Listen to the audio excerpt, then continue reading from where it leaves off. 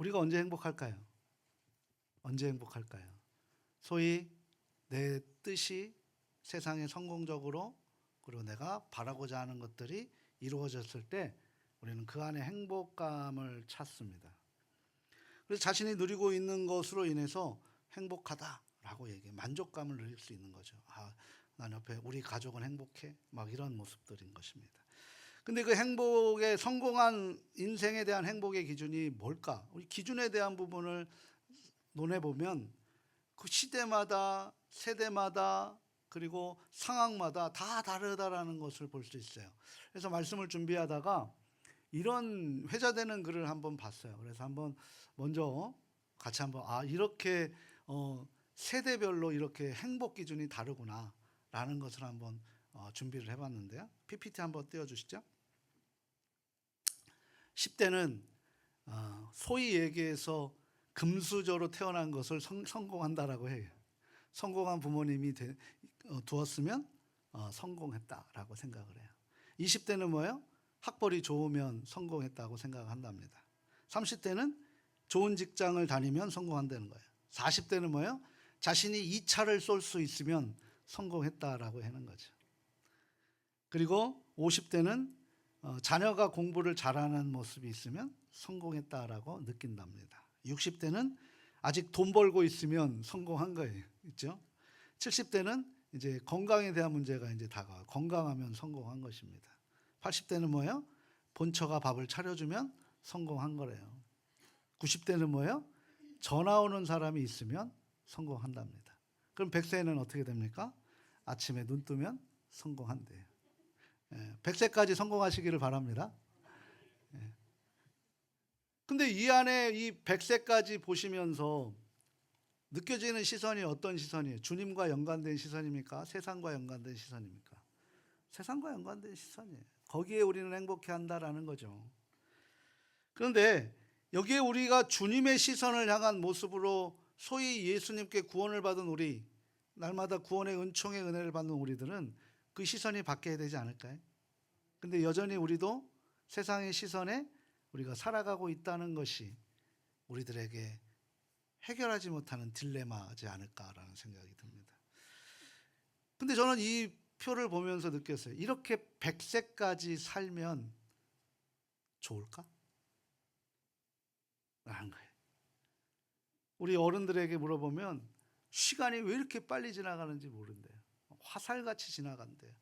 마음은 이팔청춘인데 몸이 안 따라주는 거예요. 저도 막 이제 50대가 넘어가니까 이제 운동을 하잖아요. 뭐 축구 경기를 하면 공이 지나가는데 마음은 공을 잡았는데 발이 안 따라가서 넘어져요.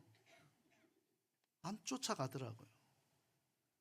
근데 이렇게 100세까지 세상적인 것을 가지고 그것 때문에 우리가 일희일비하면 그게 과연 좋은 인생인가라는 생각이 불현듯 들었습니다. 그래서 저는 이런 고백을 오늘 이 자리에서 하고 싶습니다.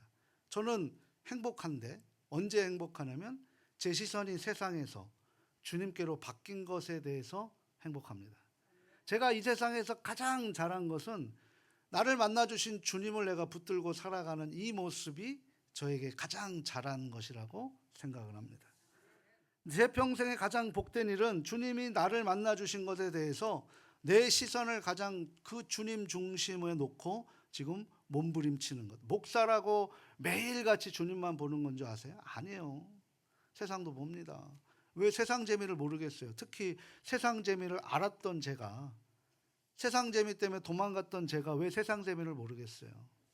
근데 그 재미보다 주님의 재미가 더 크기 때문에 거기에 내 인생을 올인하는 거예요.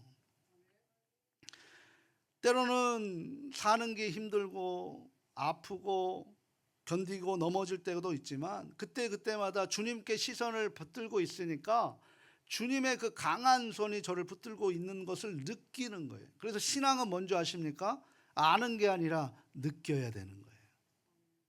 그래서 그 향한 시선을 두는 것 저는 후회 없습니다. 솔라 그라시아, 바로 오직 은혜로 살아가는 사람입니다. 우리 내면에는 세 가지 성을 점령해야 된다고 합니다. 그 세 가지 성의 가장 첫 번째 성이 뭐냐면 이성, 그러니까 지성을 점령해야 된대요. 그리고 그 중간에 어떤 성이 있어요? 감성이라는 거예요. 감성. 그리고 마지막 성은 바로 영성이라는 거죠. 이것을 우리는 우리 교회가 지향하는 영혼 몸이 미소 짓는 행복한 예언교회 가족들. 이게 우리 교회의 주님 부르시는 그날까지 영원한 슬로건입니다. 그런데요, 이 지성을 쌓기 위해서 우리가 얼마나 공부 열심히 합니까? 정말 최선을 다해 공부 열심히 합니다. 하지만 그 지성이 나를 영원한 생명으로 이끌어가지 않는다는 거예요. 그래서 지금은 고인되셨지만 이어령 교수님이 뭐라고 해요? 지성에서 영성으로.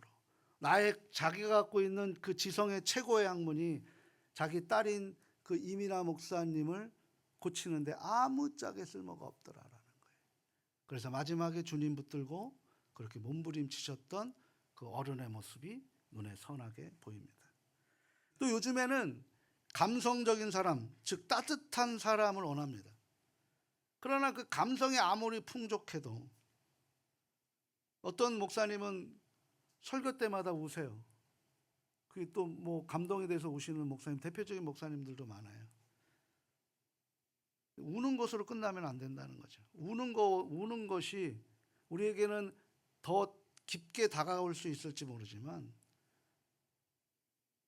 죽고 사는 문제, 영생의 문제하고는 괴리감이 있다라는 거예요. 그 부족한 자리를 뭘로 채워야 돼요? 우리는 흙으로 빚어진 거예요. 근데 그냥 흙으로 빚어진 것으로 끝난 게 아니라 우리 코에 무엇을 넣어주셨습니까? 생기를 넣어주셨어요. 그래서 우리는 살아있는 영입니다. 이 살아있는 영으로서 우리가 하나님과 유일하게 소통할 수 있는 매개자라는 거예요. 그게 바로 인간이고 사람이라는 거죠. 그래서 우리에게는 어떤 영이 있어야 돼요? 하나님의 자리가 있어야 되는 거예요. 그게 바로 영성이라는 겁니다. 그 영성이 충만할 때 주님이 주시는 은혜를 우리가 누릴 수 있는 거예요. 우리는 은혜를 누리는 사람이어야 되는데 자꾸 은혜를 받기 위해서 신앙생활하고 계시는 것 같아요. 구원을 얻기 위해서 신앙생활하고 계시는 것 같아요. 천국 가기 위해서 신앙생활 하시는 것 같아요. 그게 다 아직까지 나에게 내 손에 붙들려 있지 않는 거예요. 그럼 내가 행복합니까? 불안합니까? 불안한 거예요. 은혜를 안 주시면 어떨까 불안해하는 거예요. 구원받지 못했으면 어떨까 불안해하는 거예요. 천국 가지 못하면 어떨까 불안해하는 거예요. 이거는 이단들이 하는 이야기예요. 주님의 십자가의 죽으심이 저와 여러분을 위해서 죽으신 거 믿으십니까? 그 주님이 나의 구세주라는 걸 믿으십니까? 그럼 우리는 그 믿음의 선물을 받은 거예요. 출애굽한 거예요. 그럼 우리는 뭐 해야 됩니까? 합당한 삶을 살아가야 되는 거예요. 여기에 만져줘야, 여기에 우리의 중심의 시선이 잡혀야죠. 여전히 은혜 받기 위해서 모인 것이 아니라 이미 은혜 받은 분들이 오셔서 하나님의 말씀에 하나님께 경배하며 이 자리는 불안한 자리가 아니라 주신 은혜 같이 감당하며 축복의 자리가 바로 예배이고 경배인 줄 믿으시길 바랍니다. 그 믿음이에요. 그 믿음. 그래서 우리는 영성이 충만한 삶을 살기 위해서 그럼 어떻게 우리가 살아가야 되는가? 어떤 마음이 우리 안에 있어야 되는가?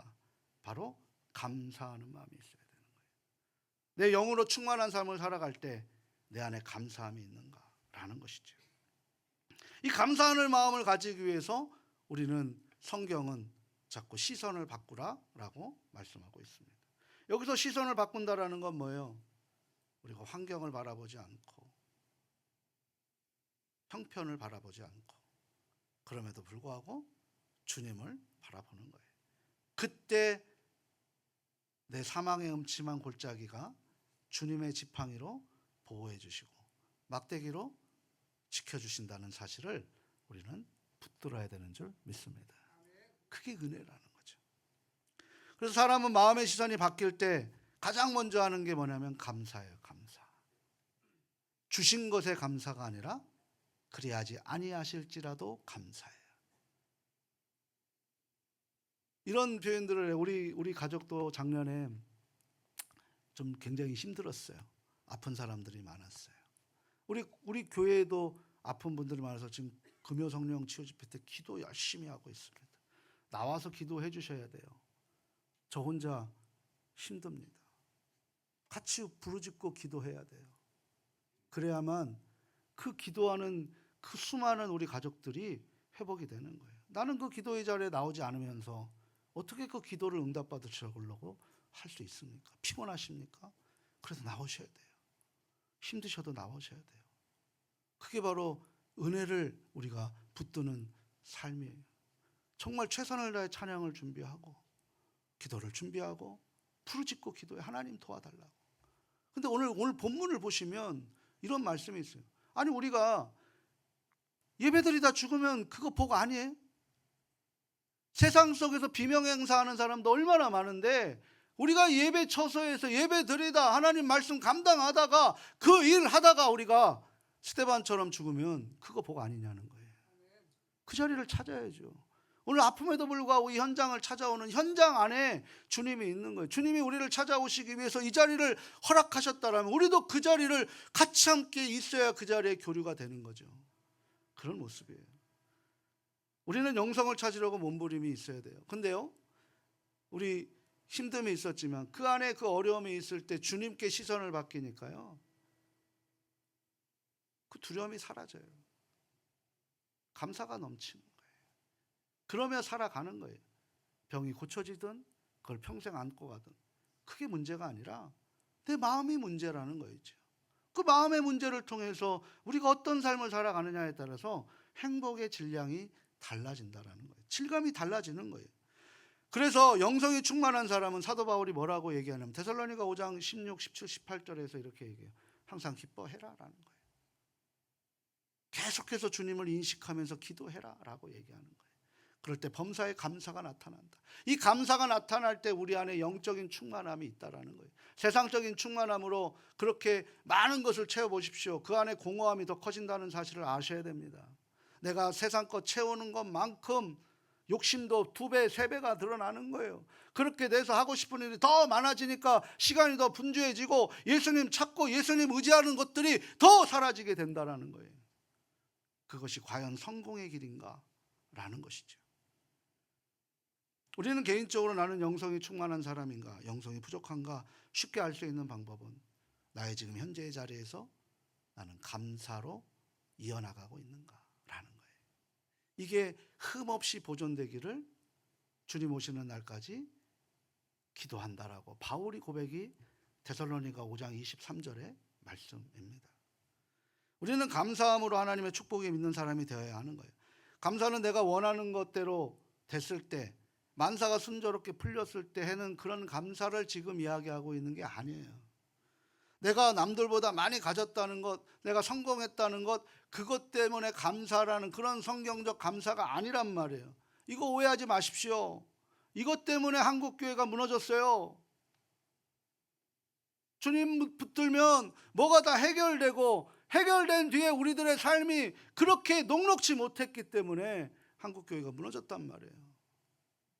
그래서 하나님께 모든 것을 합력하여 선을 이루는 영적 섭리를 믿는 사람만, 그래서 그 믿음을 감사로 이어지는 그 교회가 하나님께서 쓰시는 교회고, 그런 사람들이 하나님께서 기뻐하시는 진정한 그리스도인의 삶의 자세가 되어진다라는 사실입니다.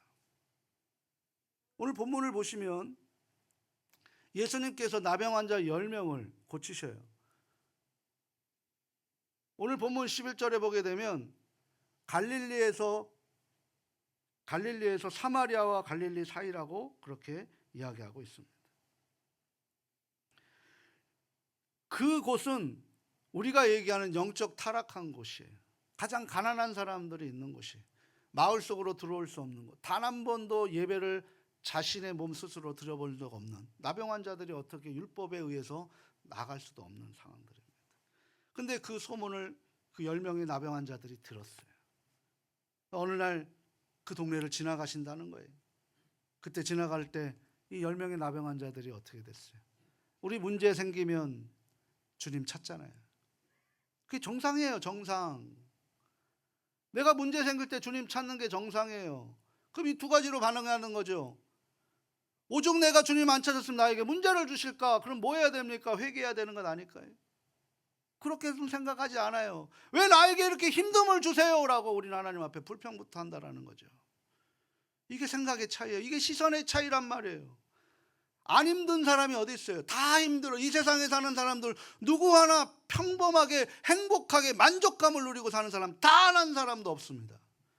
네, 나에게 시선이 바뀌기 때문에 그런 거예요. 그 문제를 우리가 이렇게 해석하는 영적 성숙함이 있어질 수 있기를 주님의 이름으로 소망합니다.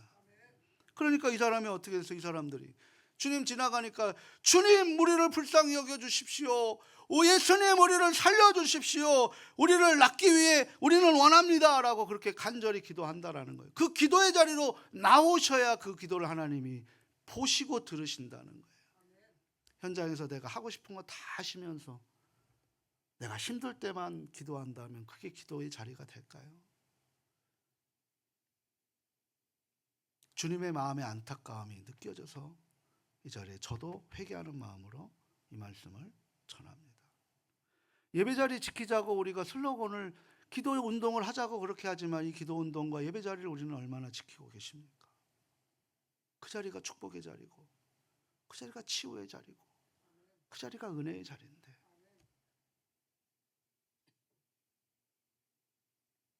나병 환자들의 간절함과 예수님의 사랑과 긍휼의 시선이 교차하는 자리였어요. 병이 낫고자 하는 애절한 목소리로 외치는 그들의 모습을 보시고 예수님은 이렇게 말씀하십니다. 14절 말씀인데요. 같이 한번 읽어봅니다. 보시고 이르시되 가서 제사장들에게 너희 몸을 보이라 하셨더니 그들이 가다가 깨끗함을 받은지라. 아멘. 예수님의 능력이 없어서 그 자리에서 안 고쳐주셨을까요? 바로 치유해 주실 수도 있음에도 불구하고 제사장한테 가서 보이라. 근데 그게 율법의 과정이에요. 그들이 그렇게 돼서 제사장이 너희들이 나음을 받았다라고 그렇게 선포할 때 그들이 무리 속에 들어올 수 있도록 하게 되는 그런 과정입니다. 그런데 예수님은 이 모습 속에서 어떤 모습을 보이냐면 너희들이 10명이 그렇게 지금 당장 보여지지 않는 그런 모습 속에서 그 과정을 순종으로 나갈 것이냐라는 것을 보고 싶어 하신 거예요. 그리고 예수님으로부터 제사장으로 가라 그 말씀을 듣고 갑니다.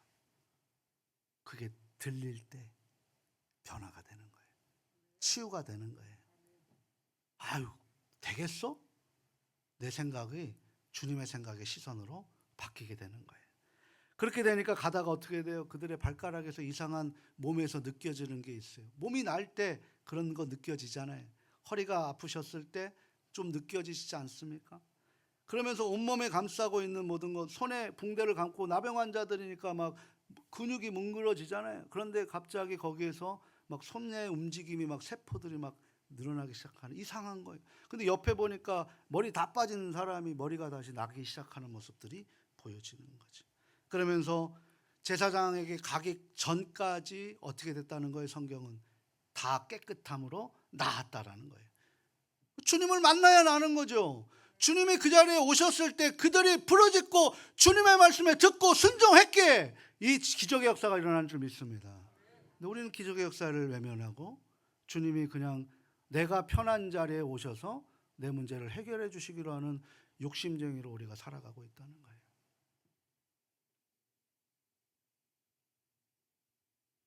나병 환자 10명 모두가 깨끗함을 받았습니다.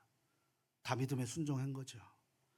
그 나병으로 인한 흔적이 사라지고 어린아이처럼 새살이 돋은 깨끗함을 얻었어요. 오늘 이 말씀을 보게 되면 이 치유의 사건은 아주 짧게 기록되고 있습니다. 그런데 그 뒤에 이어지는 그곳에 주님께서는 우리에게 주목해 하시기를 원하고 계신다는 거예요. 그게 뭡니까?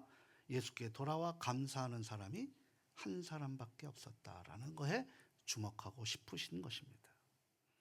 10명의 나병 환자 중에 사마리아인 이방인 사람인 그 자신이 병 나은 것을 깨닫고 가던 길을 멈추고, 그 가던 길이 어디예요? 제사장에게 가던 길을 멈추고 다시 주님에게로 돌아와 감사했다라는 사실을 우리는 집중해야 된다는 사실이에요. 나머지 9명은 어떻게 했어요? 제사장에게 가서 보이고 인정받고 그리고 주님께로 돌아갔나요? 세상 속으로 돌아간 거예요. 그들의 시선은 어디 있었어요? 아우, 가족이 보고 싶다. 저 세상 속에서 나는 살아가고 싶다. 이제 그 문제가 해결이 되니 주님의 은혜로 순종해서 그 구원의 은혜를 받았는데 불구하고 다시 주님께 돌아가는 것이 아니라 세상 속으로 돌아가는 거예요. 이게 구원과 무슨 연관이 있습니까?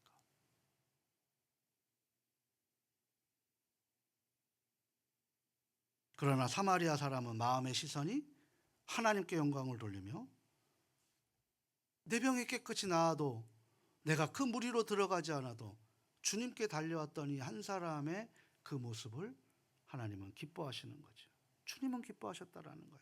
그리고 그 발 앞에 엎드려 감사를 드립니다. 오늘 15절 16절 말씀인데요. 같이 한번 읽어보도록 합니다. 그 중에 한 사람이 자기가 나은 것을 보고 큰 소리로 하나님께 영광을 돌리며 돌아와 예수의 발 아래에 엎드려 감사하니 그는 사마리아 사람이라. 아멘. 그러니까 하나님과 무관한 사마리아 사람이 큰 소리로 하나님께 영광을 올리고 돌렸다라는 거예요. 마음의 시선이 예수님에게로 돌아왔다라는 것이죠. 하나님의 은혜하는 사람입니다. 하나님의 은혜를 아는 사람만이 진정한 감사를 드리게 된다라는 거예요. 그러니까 감사는 어디서부터 나오는 거예요? 하나님의 은혜를 아는 데서부터 나오는 거예요. 자, 제가 가족들에게 묻겠습니다. 주님 아십니까? 다 아시죠? 주님 만나십니까? 주님 삶 속에서 만나십니까? 그걸 느끼십니까? 왜 아멘 소리가 점점 작아지세요? 아는 게 중요해요? 만나는 게 중요해요? 그 아멘 소리가 더 커져야 되는 거 아니에요? 근데 이 사실이 지금 우리에게는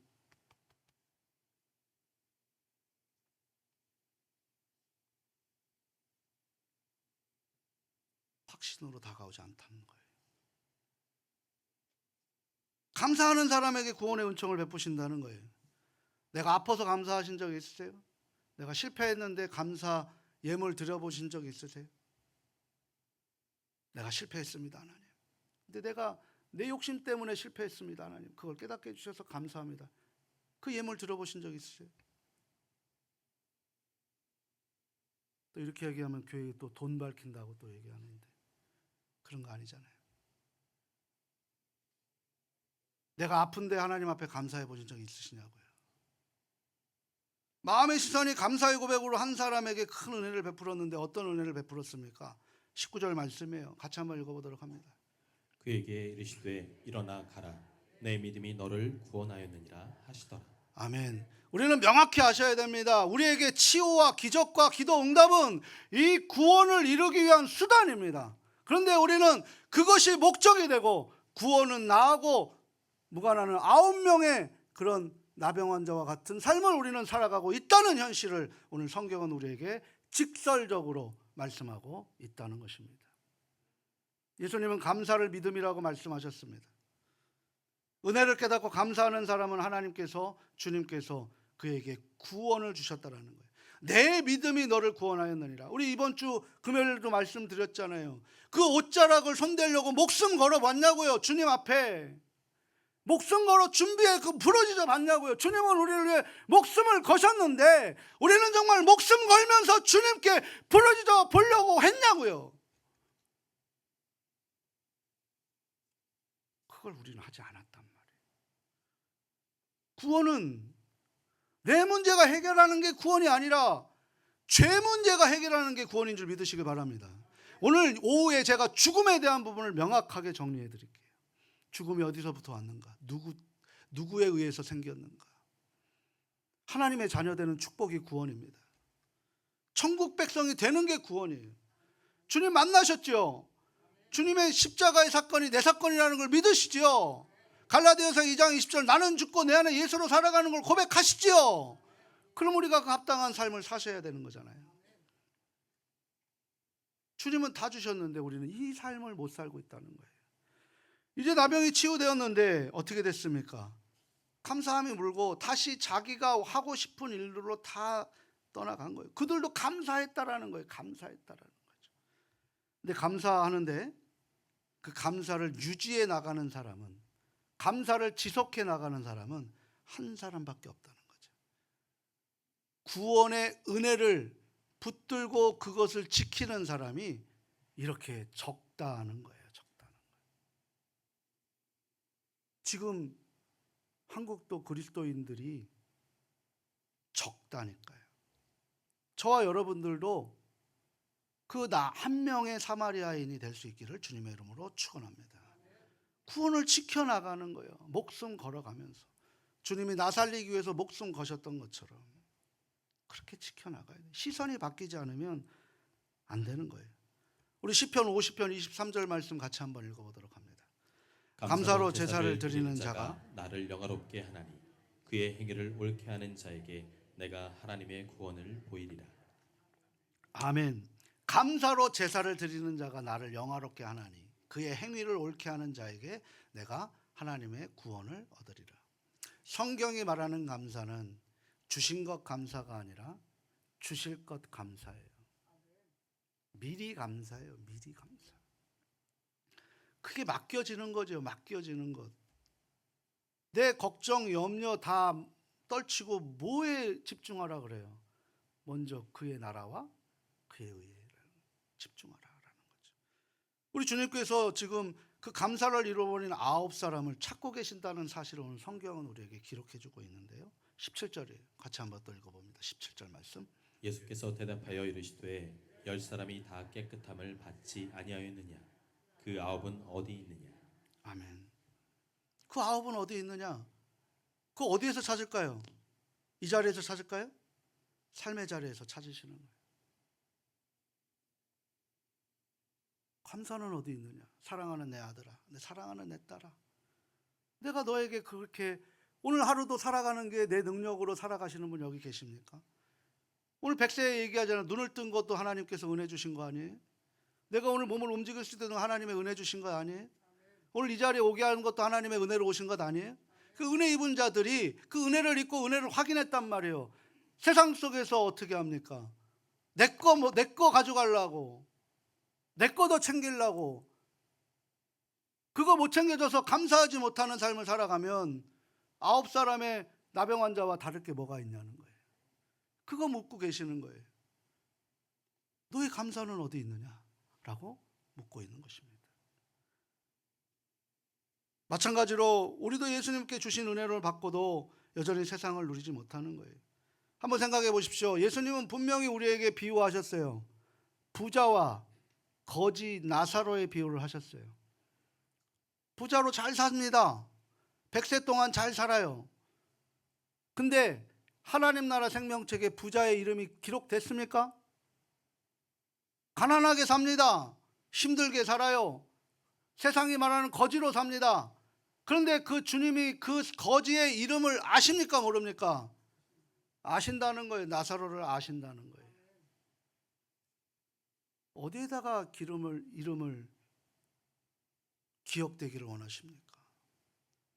주님은 그래서 분명히 말씀하세요. 마태복음 6장 33절에 같이 한번 읽어보도록 합니다. 그런즉 너희는 먼저 그의 나라와 그의 의를 구하라. 그리하면 이 모든 것을 너희에게 더하시리라. 아멘. 주님은 우리에게 더하시는 분이지 뺏어가시는 분이 아니에요. 근데 더하시는데 조건이 있는 거예요. 먼저라는 거죠. 먼저. 근데 우리는 뭐예요? 먼저 주시면 제가 그의 나라와 그의 의를 구하겠습니다. 화장실 들어가기 전에 이야기예요. 심지어 주님은 항상 우리가 먼저이셨어요. 심판이 아니라 구원으로 우리를 이끌어 가시기 위해서 우리에게 먼저 다가오셨단 말이에요. 심지어 주님은 자기 목숨도 우리가 먼저였기 때문에 내어놓으셨단 말이에요. 그런데 우리는 그 먼저를 잊고 살아가고 있는 거예요. 나 먼저, 나 먼저, 나 먼저. 나부터 라는 거예요. 그런데 안타깝게도 우리도 이 9사람과 별반 다르지 않다는 삶을 살아가고 있음을 확인해야 될 것입니다. 우리 아픔이 있을 때, 문제가 있을 때 주님께 달려가서 간절히 기도합니다. 금식합니다. 철야기도 합니다. 밤새 기도합니다. 왜 합니까? 응답받기 위해서 기도하는 거예요. 해결되기 위해서 기도하는 거죠. 그래서 주님께서 그 문제를 불쌍히 여겨져서 해결해 주십니다. 그러면 그 이후에 우리의 삶이 어때야 되냐는 거예요. 더 주님께 시선을 붙들고 살아가야 되는 건 아니겠냐는 거죠. 주님께 감사할 때 하나님께서 예배해 놓으신 더 큰 은혜를 주시기 위해서 감사를 잃어버린 사람을 찾고 계신다는 거예요. 구원의 목적으로 우리에게 치유의 은사, 회복의 은사, 예언의 은사를 주시는 거예요. 근데 우리는 거기에 포커스를 맞춰서 구원을 잃어버린다라면 무슨 의미가 있냐는 거죠. 한 사람을 소개하고 싶습니다. 그 사람은 의족 골퍼라고 하는 한정원 집사님입니다. 저분은 늦게 교사 임용을 합격을 했어요. 체육교사입니다. 그런데 어느 날 연수를 받으러 가다가 교통사고가 나서 다리 한 짝을 잃어버립니다. 그 사고로 인해 체육교사잖아요. 꿈도 사라져 버린 거예요. 인생의 끝자락에서 절망난 사람처럼 살아가게 됩니다. 왜? 이분 예수 믿는 분이거든요. 하나님 나에게 왜 이렇게 하세요? 라고 얘기했는데 그 언니가 되시는 분이 그분에게 이렇게 얘기해요. 너의 고난은 축복으로 임할 거야. 거기에도 상처받았어요. 말도 이해 안 되고 그나마 있었던 믿음까지 잃어버릴 위기에 처해 있던 거예요. 그렇게 암울한 날을 살아가다가 절망된 날을 살아가다가 어느 날 그 다리를 소독하러 가는데 소독하는 그 다리를 보면서 마음속에 감동이 있더라는 거예요. 내 인생은 하나님이 이렇게 살라고 하신 인생이 아닌데 왜 나는 저 다리만 보고 저렇게 불평하고 불만하며 좌절만 하고 살아가는 것일까? 라는 거예요. 그런 깨달음이 있게 되니까 어떤 일이 벌어지냐면 시선이 바뀌게 되는 거예요. 시선이. 그때 주님이 그 외면하는 것을 알게 하는 거죠. 저도 이 자리에 있기까지 제가 얼마나 말을 안 들었으면 하나님이 제 아이를 가져가시는 그 아픔이 저에게는 그것이 지금 말로 이렇게 하지만 쉬웠다라고 생각하십니까?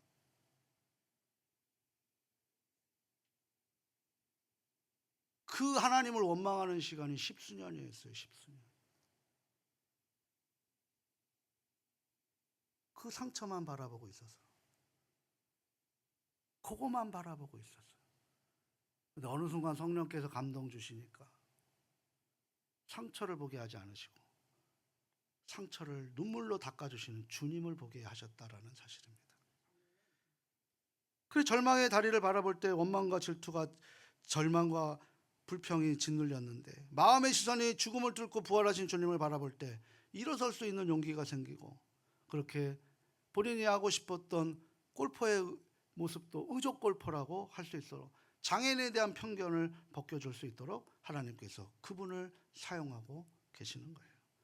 하나님이 우리를 어떻게 사용하실지 아무도 모릅니다. 아무도 몰라요.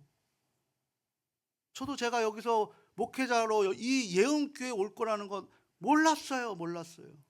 아, 지나와 보니 하나님의 섭리하심이 다 있었구나라는 것을 알게 됐고 7년 동안에 이런 고생 저런 고생 마음고생들 많이 하면서 서로 알아가는 마음속에 오늘 이런 자리가 하나님께서 허락하신 줄 믿습니다. 저는 제가 자신 있는 게 아니라 하나님의 계획하심을 믿고 있어요. 우리 예언교회는 하나님이 크게 사용하실 줄 믿습니다. 제대로 사용하실 줄 믿습니다. 그건 우리가 어떻게 해야 돼요? 감사하는 마음이 있어야 되는 거예요. 서로가 서로에게 위로해주고 격려해주는 마음이 있어야 되는 거예요. 나는 다른 사람이 하겠지. 그러면은 그 공동체는 끝나는 거예요. 그 자리에서 하나님께서 이끌어 주시는 거예요. 에릭 홀저피 목사님의 너는 치유받았느니라 라는 책이 있는데 그 책을 제가 하나 몇 군데만 발췌를 했는데요. 한번 들어보십시오. 우리는 무엇을 기준으로 삽니까? 그것이 삶의 대부분을 결정합니다. 사회적 명예를 기준으로 사는 사람은 명예의 길을 따라갈 것입니다. 물질적 부유함을 기준으로 사는 사람은 물질을 따라갈 것입니다. 하지만 예수님을 기준으로 사는 사람은 예수님의 길을 감사하며 따라갈 것입니다. 선택은 각자의 몫입니다. 얼마 있으면 사라질 것을 선택하시겠습니까? 아니면 영원히 진리이신 예수님을 따라가시겠습니까? 라는 이 질문에 제 마음속에 이 선택을 주님이 우리에게 주셨구나. 그 선택을 주님께 가기 위해서 내가 시선을 다가가야 되겠구나. 그 마음을 느껴진 거예요. 그런 마음이 느껴지면서 제 머릿속에 가장 먼저 생각된 사람이 여호수아였습니다. 여호수아 24장 15절에서 18절 말씀 같이 한번 읽어보도록 합니다. 만일 여호와를 섬기는 것이 너희에게 좁지 않게 보이거든 너희 조상들이 강 저쪽에서 섬기던 신들이든지 또는 너희가 거주하는 땅에 있는 아모리 족속의 신들이든지 너희가 섬길 자를 오늘 택하라. 오직 나와 내 집은 여호와를 섬기겠노라 하니 백성이 대답하여 이르되 우리가 결단코 여호와를 버리고 다른 신들을 섬기기를 하지 아니하오리니 이는 우리 하나님 여호와께서 친히 우리와 우리 조상들을 인도하여 애굽 땅 종 되었던 집에서 올라오게 하시고 우리 목전에서 그 큰 이적들을 행하시고 우리가 행한 모든 길과 우리가 지나온 모든 백성들 중에서 우리를 보호하셨음이며 여호와께서 또 모든 백성들과 이 땅에 거주하던 아모리 족속을 우리 앞에서 쫓아내셨습니다. 그러므로 우리도 여호와를 섬기리니 그는 우리 하나님이심이니이다 하니라. 아멘. 그러니까 이 말씀을 한마디로 얘기하면 우리를 이끌어 주시고 인도해 주시고 살려 주신 주님의 은혜 감사합니다. 그 주님 붙들겠습니다라는 거예요. 자, 그런데 보세요. 31절 말씀도 한번 또 연이어서 읽어봅니다. 이스라엘이 여호수아가 사는 날 동안에 여호수아 뒤에 생존한 장로들 곧 여호와께서 이스라엘을 위하여 행하신 모든 일을 아는 자들이 사는 날 동안 여호와를 섬겼더라. 아멘. 언제까지 섬겼다고요? 사는 날 동안. 근데 그 이후에 벌어지는 역사가 어떤 역사입니까? 사사기. 감사가 잃어버린 사사기. 왜 우리 교회가 이 명령인 쉐마를 지켜야 되는지 아십니까? 오늘 우리가 이 예배의 현장, 우리가 믿음의 현장을 지키지 아니하면 우리 다음 세대들은 예수를 알지 못한다니까요. 예수를 버리는 세대가 되어버린단 말입니다. 구원에 이르는 기독교 명문 가문이 될 수 없어요. 그럼에도 불구하고 공부 잘해라,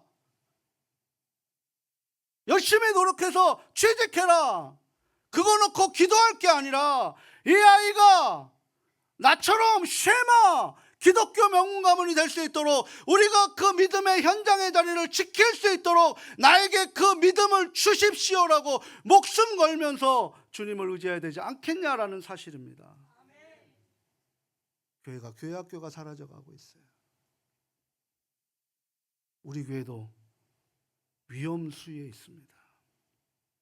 내가 그 자리를 지키지 못하면 사사기가 되는 거예요. 사사기.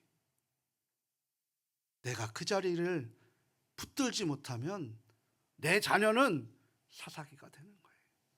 피곤하시죠? 힘드시죠? 바쁘시죠? 그래도 우선순위가 뭔지 너희가 먼저 그의 나라와 그의 의를 구하라. 그때 우리에게 더해 주시는 줄 믿습니다. 내가 주는 자녀의 모습이 아니라 하나님이 주시는 은혜의 모습으로 살아가는 저와 우리 가족들 될 수 있기를 주님의 이름으로 축원합니다.